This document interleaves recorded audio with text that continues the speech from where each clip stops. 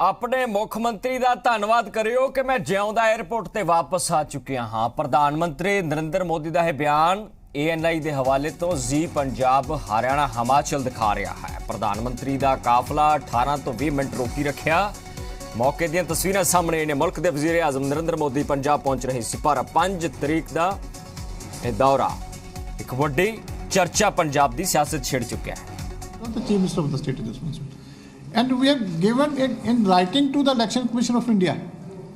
When they visited on December 16th in Chandigarh, we gave them in writing that ad hocism is being created in the state of Punjab.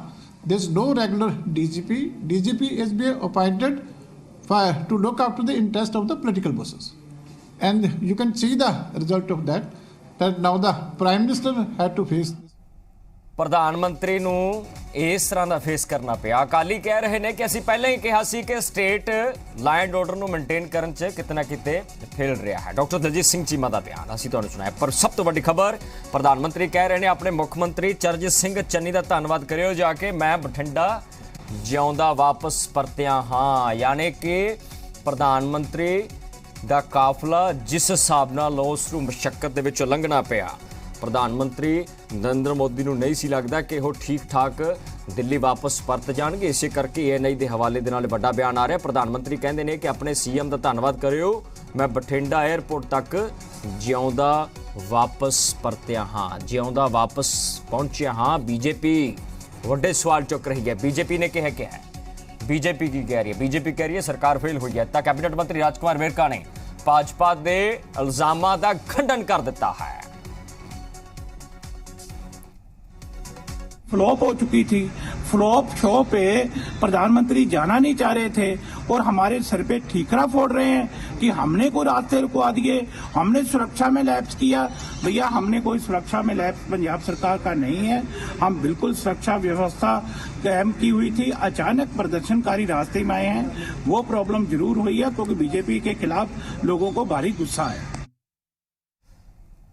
Ashwini Sharma की कहते हैं Punjab BJP chief Ashwini Sharma कह रहे police ने साडे वर्करां दा काफला रोकिया, चन्नी सरकार ते वड्डा एलीगेशन लाया। चरणजीत सिंह चन्नी तो अस्तीफा मंगया है कि चन्नी साहब अस्तीफा दो। मैं कहता हूं, आप कहते हो ये मूसलाधार बारिश भी होती, चन्नी सरकार की नीयत साफ होती, कानून व्यवस्था बना के रखती, लाखों की तादाद के अंदर समुद्र जन समुद्र आज इस रैली का हिस्सा बनता। बारिश ने नहीं रोका हमको, ना बारिश रोक सकती थी, चन्नी सरकार ने रोका है, उसकी पुलिस ने रोका है। और जो पंजाब का अमन नहीं चाहते ऐसे लोगों को आगे करके जगह जगह पर चोटें लगी हैं, बसें तोड़ी गई हैं, पत्थर चलाए गए हैं, महलों के साथ बदतमीजी की है। यहाँ तक हमारा प्रदेश इतना क्या गौरवशाली प्रदेश, हम खाना खिलाने में विश्वास रखते हैं, इन्होंने बसों से खाना छीना है। ये कौन से लोग हैं? पंजाब के अंदर जिस तरह से आज प्रधानमंत्री जी की रैली के अंदर सिक्योरिटी ब्रीच हुआ, बहुत बड़ी सेंध लगी। ये कोई अचानक नहीं हुआ, मैं बार बार कहता रहा और मैं फिर आज कहने जा रहा हूं। कांग्रेस एक डिजाइंड कॉन्स्पिरेसी के तरीके से, एक डिजाइन मॉडल के तरीके से हमें पूरी दुनिया में बदनाम करती आई और करना चाहती है। 1980 के दशक में भी इसी तरह कांग्रेस ने किया था। सिरसा साहब कहते हैं कि बहुत माड़ा होया। नवे भाजपा में शामिल हुए मनजिंदर सिंह सिरसा का बयान आया कि बहुत वड्डी सन लग चुकी है प्रधानमंत्री की सुरक्षा के विच। प्रधानमंत्री कहते हैं कि मैं जिउंदा बचिया, अपने CM का धन्नवाद करते। चरणजीत सिंह चन्नी हुण की कहणगे? चरणजीत सिंह चन्नी का बयान की आवेगा? ये भी बहुत वड्डी गल होएगी क्योंकि उन्हां दा कार्यकाल पंजाब दे विच है। ਤੁਹਾਨੂੰ ਦੱਸ ਦਈਏ ਕਿ ਜਦੋਂ ਪ੍ਰਧਾਨ ਮੰਤਰੀ ਬਠਿੰਡਾ ਲੈਂਡ ਕਰ ਰਹੇ ਸੀ ਤਾਂ ਉਦੋਂ ਸਭ ਤੋਂ ਪਹਿਲਾਂ ਉਹ ਮਨਪ੍ਰੀਤ ਸਿੰਘ ਬਾਦਲ ਪੰਜਾਬ ਦੇ ਖਜ਼ਾਨਾ ਮੰਤਰੀ ਉਹਨਾਂ ਨੂੰ ਮਿਲੇ, ਹੋਰ तमाम BJP ਦੇ ਲੀਡਰ ਪ੍ਰਧਾਨ ਮੰਤਰੀ ਦਾ ਵੈਲਕਮ ਕਰ ਰਹੇ ਸੀ। ਪਰ ਸਭ ਤੋਂ ਵੱਡਾ ਸਵਾਲ ਇਹ ਹੈ ਕਿ ਖਜ਼ਾਨਾ ਮੰਤਰੀ ਮਨਪ੍ਰੀਤ ਸਿੰਘ ਬਾਦਲ ਨੂੰ ਮਿਲਣ ਤੋਂ ਬਾਅਦ ਪ੍ਰਧਾਨ ਮੰਤਰੀ ਜਦੋਂ ਫਿਰੋਜ਼ਪੁਰ ਲਈ ਰਵਾਨਾ ਹੋਏ, ਪਲਾਨ ਤਾਂ 에ਅਰ ਦਾ ਸੀ ਕਿ ਵਾਇਆ 에ਅਰ ਜਾਣਾ, ਪਰ ਵਾਇਆ ਰੋਡ ਦਿੱਕਤਾਂ ਕੀ ਸੀ। जे सड़कों सड़के मुल्क के वजीर आजम ने जाना सी तो सब तो अहम सवाल यह है कि पंजाब की पुलिस, पंजाब की CID, पंजाब की इंटैलीजेंस नूं नहीं सी पता कि कित्थे ਰੋਡ ਬੈਰੀਅਰਸ ਨੇ, ਕਿੱਥੇ ਬਲੋਕੇਜ ਹੈ। ਨੀਤਿਕਾ ਮਹੇਸ਼ਵਰੀ ਮੇਰੇ ਸਹਿਯੋਗੀ ਪਲ ਪਲ ਦੀ ਸਾਨੂੰ ਅਪਡੇਟ ਦੇ ਰਹੇ ਨੇ। ਨੀਤਿਕਾ, ਦੇਖੋ ਕਾਂਗਰਸ ਕਹਿ ਰਹੀ ਹੈ ਕਿ 700 ਬੰਦਾ ਰੈਲੀ ਦੇ ਵਿੱਚ ਸ਼ਾਮਲ ਨਹੀਂ ਹੋਇਆ, ਕੁਰਸੀਆਂ 70,000 ਲਗਾ ਲਈਆਂ ਗਈਆਂ, ਕਿ ਰੈਲੀ ਦੇ ਵਿੱਚ ਜਿਸ ਹਿਸਾਬ ਨਾਲ ਇਕੱਠ ਸੀ ਉਹ ਨਹੀਂ ਹੋਇਆ। ਠਿਕਰਾ ਭੰਨਣ ਦੀ ਕੋਸ਼ਿਸ਼ ਬੀਜੇਪੀ ਕਾਂਗਰਸ ਤੇ ਨਾ ਕਰੇ।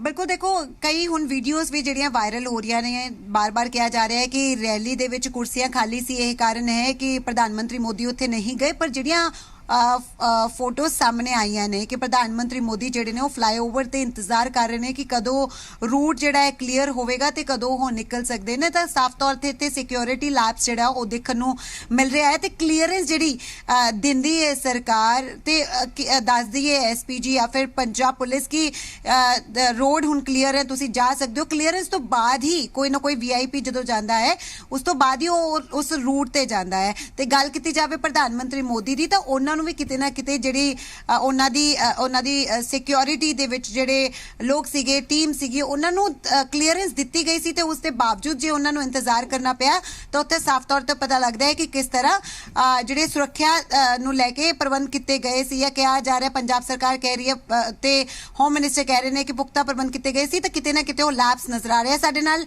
ਐਡੀਟਰ ਜੀ ਪੰਜਾਬ ਹਰਿਆਣਾ ਹਿਮਾਚਲ ਜਗਦੀਪ ਸੰਧੂ ਵੀ ਜੁੜ ਗਏ ਨੇ, ਉਹਨਾਂ ਤੋਂ ਵੀ ਜਾਣ ਲੈਂਦੇ ਆ ਕਿ ਕਿਸ ਤਰ੍ਹਾਂ ਦੇਖਦੇ ਨੇ, ਕਿਉਂਕਿ ਇਲਜ਼ਾਮ ਜਿਹੜਾ ਉਹ MHA ਲਗਾ ਰਿਹਾ ਹੈ ਕਿ ਸਿਕਿਉਰਿਟੀ ਲੈਪਸ ਰਿਹਾ, ਰੂਟ ਜਿਹੜੇ ਉਹ ਕਲੀਅਰ ਨਹੀਂ ਸੀਗੇ, ਤੇ ਕਿਤੇ ਨਾ ਕਿਤੇ ਇਹ ਚੀਪ ਪੋਲਿਟਿਕਸ ਕਰਨ ਦੀ ਕੋਸ਼ਿਸ਼ ਜਿਹੜੀ ਆ ਉਹ ਪੰਜਾਬ ਸਰਕਾਰ ਵੱਲੋਂ ਕੀਤੀ ਗਈ। ਨਾਲ ਹੀ ਇਹ ਤੱਕ ਕਹਿ ਕੇ ਗਏ ਪ੍ਰਧਾਨ ਮੰਤਰੀ ਮੋਦੀ ਕਿ ਆਪਣੇ ਮੁੱਖ ਮੰਤਰੀ ਨੂੰ ਥੈਂਕਸ ਕਹੀਓ, ਮੈਂ ਜ਼ਿੰਦਾ ਵਾਪਸ ਪਹੁੰਚ ਗਿਆ। ਬਿਲਕੁਲ ਨੀਤਿਕਾ, ਸ਼ਾਇਦ ਇਹ ਆਜ਼ਾਦ ਭਾਰਤ ਦੇ ਇਤਿਹਾਸ ਵਿੱਚ ਹੋਇਆ ਹੋਵੇਗਾ ਕਿ ਇੱਕ ਪ੍ਰਧਾਨ ਮੰਤਰੀ ਕਰੀਬ 20 ਮਿੰਟ ਰੋਡ ਦੇ ਉੱਪਰ ਖੜੇ ਰਹੇ, ਉਹ ਵੀ ਫਲਾਈਓਵਰ ਤੇ। ਇੱਕ ਬਲੂ ਬੁੱਕ ਹੁੰਦੀ ਹੈ ਜਦੋਂ ਵੀ ਕੋਈ ਵੀਆਈਪੀ ਮੂਵਮੈਂਟ ਹੁੰਦੀ ਹੈ, ਪ੍ਰਾਈਮ ਮਿਨਿਸਟਰ ਦੇ ਲੈਵਲ ਦੀ ਮੂਵਮੈਂਟ ਹੁੰਦੀ ਹੈ, ਇੱਕ ਬਲੂ ਬੁੱਕ ਹੁੰਦੀ ਹੈ ਜਿਸ ਤੇ ਰੂਲਸ ਨੂੰ ਫੋਲੋ ਕਰਨਾ ਪੈਂਦਾ ਹੈ। ਕਿਉਂਕਿ ਜਿਸ ਤਰ੍ਹਾਂ ਪ੍ਰਧਾਨ ਮੰਤਰੀ ਜਦੋਂ ਆਉਂਦੇ ਆ ਉਸ ਵਿੱਚ ਉਹਨਾਂ ਦੀ ਸਿਕਿਉਰਿਟੀ ਨੂੰ ਪਲਾਨ ਕਰਨ ਲਈ ਬਹੁਤ ਸਾਰੇ ਸੀਨੀਅਰ ਆਫੀਸਰਸ ਜਿਹੜੇ ਹੁੰਦੇ ਆ ਉਹਨਾਂ ਦੀ ਇਨਵੋਲਵਮੈਂਟ ਹੁੰਦੀ ਹੈ। ਕੌਣ ਸੀਨੀਅਰ ਆਫੀਸਰ ਹੁੰਦੇ? ਇਸ ਵਿੱਚ ਸਟੇਟ ਪੁਲਿਸ ਹੁੰਦੀ ਹੈ ਜਿਸ 'ਚ ਕਿ DGP ਹੁੰਦੇ ਆ।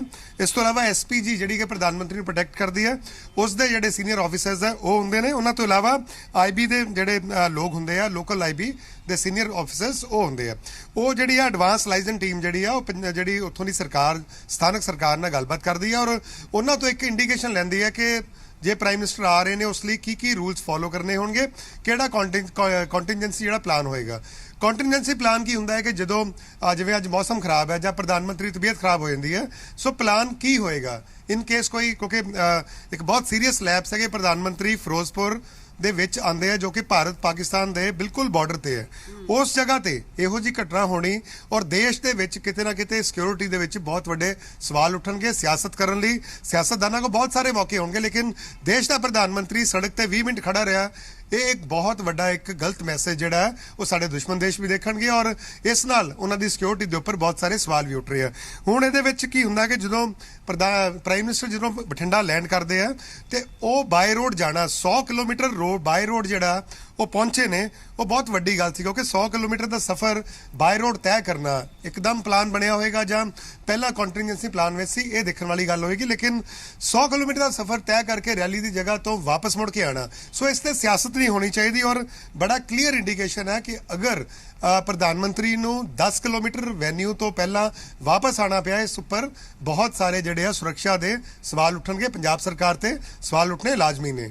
ਹੁਣ ਜੋ ਮਰਜ਼ੀ ਕਿਹਾ ਜਾਵੇ ਕਿਉਂਕਿ MH ਜਿਹੜੀ ਹੈ ਮਿਨਿਸਟਰੀ ਆਫ ਹੋਮ ਅਫੇਅਰਸ, ਉਹਨਾਂ ਨੇ ਡਿਟੇਲ ਮੰਗ ਲਈ ਹੈ ਇੱਕ, ਔਰ ਡਿਟੇਲ ਮੰਗੀ ਹੈ ਕਿ ਕੀ ਇਹਦੇ ਵਿੱਚ ਐਕਸ਼ਨ ਹੋਣਾ ਚਾਹੀਦਾ ਕਿਉਂਕਿ ਜਿਹੜੀ ਪੰਜਾਬ ਪੁਲਿਸ ਦੇ ਉੱਪਰ ਜਿਹੜੇ ਸੀਨੀਅਰ ਆਫੀਸਰਸ ਹੈ ਉਹਨਾਂ ਦੇ ਉੱਪਰ ਇੱਕ ਬਹੁਤ ਵੱਡਾ ਇੱਕ ਦਾਰੋਮਦਾਰ ਸੀ ਪ੍ਰਧਾਨ ਮੰਤਰੀ ਨੂੰ ਪੰਜਾਬ ਦੀ ਫੇਰੀ ਵਿੱਚ, ਔਰ ਜਿਸ ਹਾਈਵੇ ਤੇ ਖੜੇ ਰਹੇ ਨੇ, ਜਿਸ ਫਲਾਈਓਵਰ ਤੇ ਖੜੇ ਰਹੇ, ਕੀ ਉਹਦਾ ਬੰਬ ਸਕੁਐਡ ਨੇ ਚੈੱਕ ਕੀਤਾ ਸੀ ਕਿਉਂਕਿ ਜਿਹੜੀ ਬਲੂ ਬੁੱਕ ਹੁੰਦੀ ਹੈ ਉਸ ਵਿੱਚ ਬੜਾ ਕਲੀਅਰਲੀ ਲਿਖਿਆ ਹੁੰਦਾ ਹੈ ਕਿ ਕੀ ਜਿਹੜੇ ਆ ਪਲਾਨ ਹੈ, ਕੀ ਜਿਹੜੇ ਸਟੈਪਸ ਆ ਉਠਾਣੇ ਆ।